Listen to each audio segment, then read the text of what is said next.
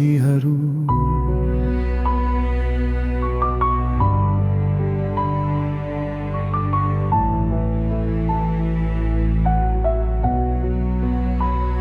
सानोमा हुँदा खुसीका दिनहरू सम्झिँदा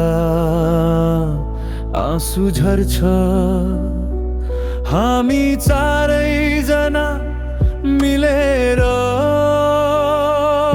कति गल्ती गर्थ्यौं। गणेशले हँसाइदिन्थ्यो, दुःख सबै बिर्साइदिन्थ्यो। शिवाको मन कुराले मनभरि शक्ति भरिदिन्थ्यो। जिन्दगी बदलिँदै जाँदा बाटोहरू छुट्टिए पनि, तर साथीहरू कहिले मनबाट छुटेनन् कहिले पनि।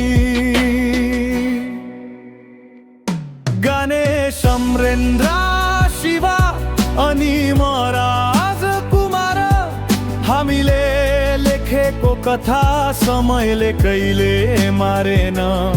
यारानाको यस्तो यार थियो, आँधी पहिरोले पनि टुटाएन। तिमीहरू नभएको भए अधुरोमा अधुरो नै हुन्थ्यो यारो।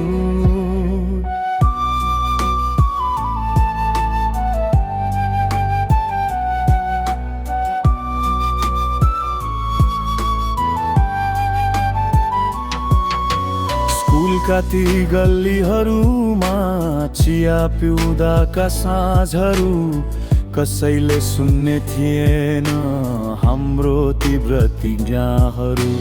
अमरेन्द्रको जोसले हारेको मनलाई पनि उठाइदिन्थ्यो।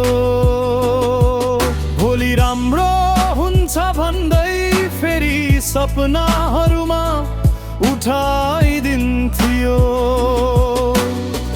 आज पनि मन भारी हुँदा नम्बर डायल गर्छु, तिमीहरूको आवाज सुन्दा आधा पीडा भुल्ने गर्छु।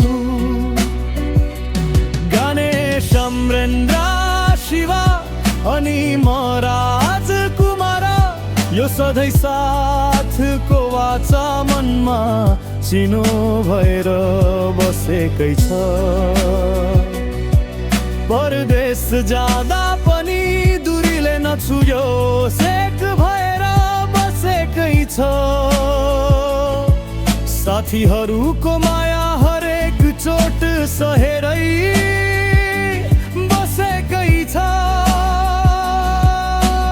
कसैले नदेखिने घाउ हामीले बाँडिरहेकै छौँ।